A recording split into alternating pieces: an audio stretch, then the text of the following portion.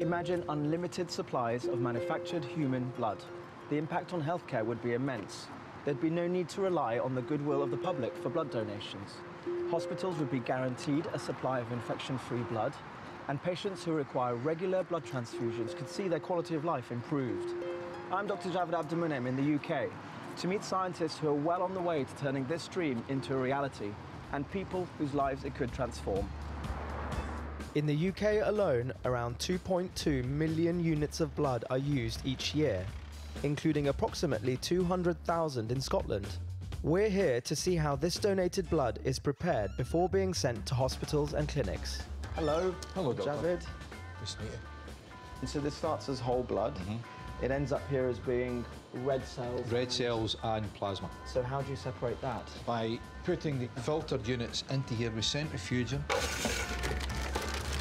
So these are going to be spun, aren't they? Oh, God, they're heavy. Just load them in. They're heavier than I thought they would be, eh? It's actually being centrifuged to actually separate the two components of the unit, to separate the fluid and the cells. As it's being centrifuged, the heavy material goes to the bottom of the bag, which is the red cells, and the fluid that is suspended in stays at the top. And then those red cells will be tested for grouping, for infections, labelled, and could be available after just 2 days. Yes. There it is. Okay, that's almost just 1 unit of transfusion there, is it? And there's your plasma. It's going to actually squeeze off the plasma into the empty transfer bag at the top. So plasma is what makes your blood liquid. Yep. This is the liquid of your blood, and red cells, white cells, platelets is all transported in this liquid. Oh, this is what I'm more used to seeing. This is your final product. This is what I get at the hospital at the bedside. In resus, this is what comes down to me. We normally do between 400 and 500 units a day.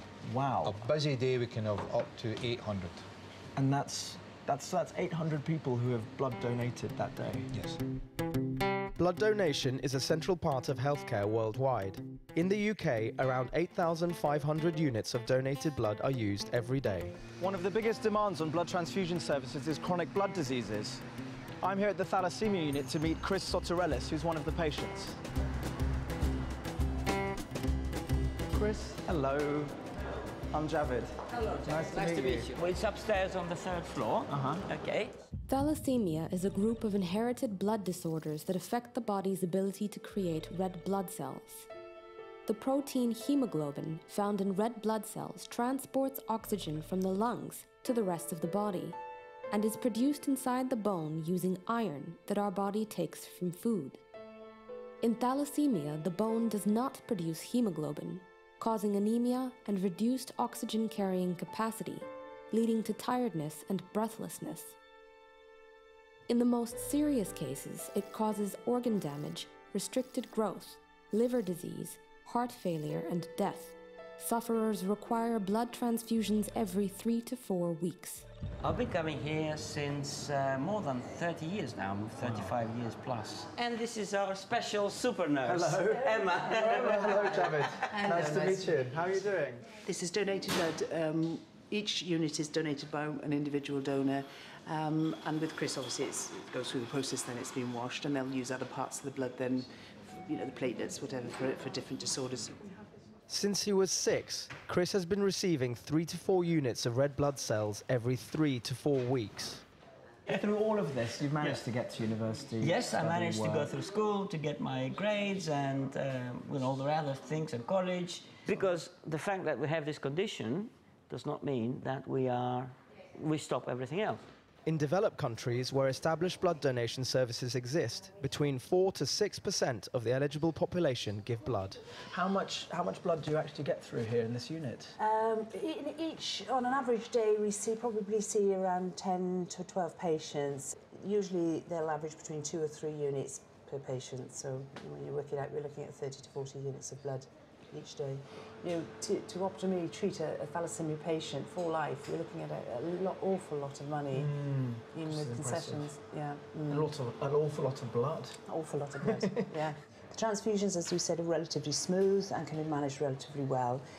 But one of the byproducts of the blood that we give them is iron. Iron is integral to the formation of hemoglobin in your body. It's part of the cycle.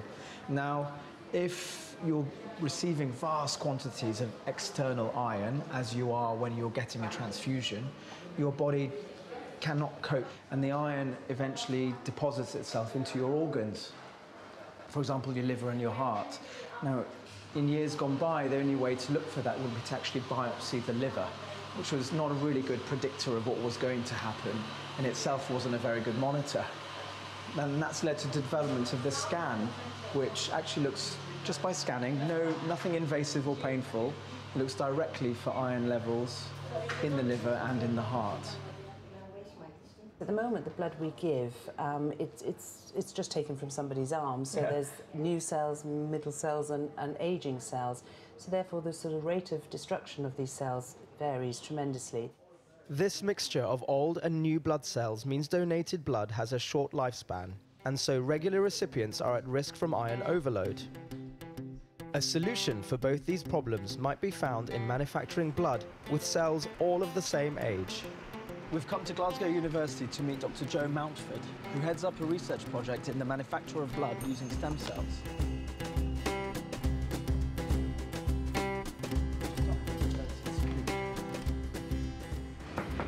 Hello.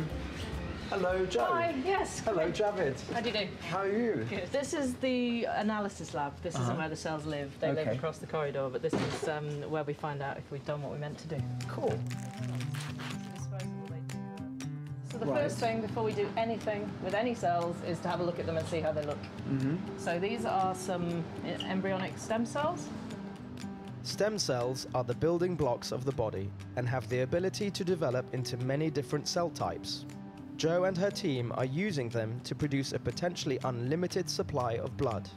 You can see now there's cells that form quite organic islands, and the cells that you can see there, each one of those individual little shapes is an embryonic stem cell. At present, they're using two sources of stem cells: embryonic stem cells harvested from unused embryos in IVF treatment, and readily available adult cells, which are reprogrammed and given the same flexible properties as embryonic stem cells. This process is known as induced pluripotency.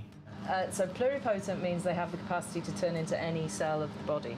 So they can form muscle, they can form bone, they can form neurons, or they could form blood, anything at all. So when people first started looking at different sources of cells for reprogramming, it was thought that the cells that came from blood might retain that memory in their DNA, and that therefore they might find it easier to make blood rather than neurons. It now looks as though when any cell is reprogrammed, it's totally reset to a base state, and they don't maintain that genetic memory, so they won't more readily make the tissue that they came from. So you're taking skin cells to go back to their original form and become blood afterwards. It's incredible. It is, it's absolutely amazing, and it's a technology. What we've been able to show so far is if we take one embryonic stem cell, we can turn it into 350,000 red cells.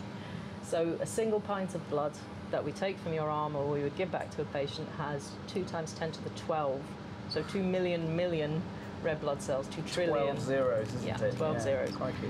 Which is a phenomenal number of cells. To encourage stem cells to proliferate and grow into red cells, they're fed every 2 days with nutrients to help them multiply and natural chemicals which encourage them to mature into red blood cells. Over a period of 30 days, about 6 different nutrient recipes are used. At the end of the process, red blood cells are produced. So the key thing is that the cells are stuck to the bottom of the plastic, and we want to disrupt them as little as possible. Don't want to touch the plastic. That's it. So these red cells eventually will be exactly the same as the red cells that come from your body. It's not an artificial That's incredible. version of a red cell. That's manufactured blood. That's definitely red, so they are red blood cells. You can see. These cells all have a good life of 120 days to go. Yes, and importantly, they're all the same age. So when we take blood from a donor and we then transfuse it into a recipient, that blood is of all different ages. So one cell might be 119 days old and one cell might be newborn. In short, a transfusion of these cells would last longer, essentially, than a transfusion of mixed cells that I donated. Thalassemia is a really interesting indication for us. We've thought about the other diseases we might look at, and we actually think it is the disease in which we can have the most immediate impact as well. Thalassemia. Yes. It should be better for Chris, and his particular disease gives us the ideal scenario to test the efficacy as well. What do you think about the possibility of cultured blood that might mean you wouldn't have to come back in 3 weeks, but you could come back in 3 months? It would be great. It would be fantastic. Yeah. Because obviously I can pack more stuff in between, you know, transfusions. You'd have to come here less, but you'd have less problems with iron as well. And those are the two main problems. This is less treatment, less iron, less treatment again. So it's a virtuous circle, really. It's good.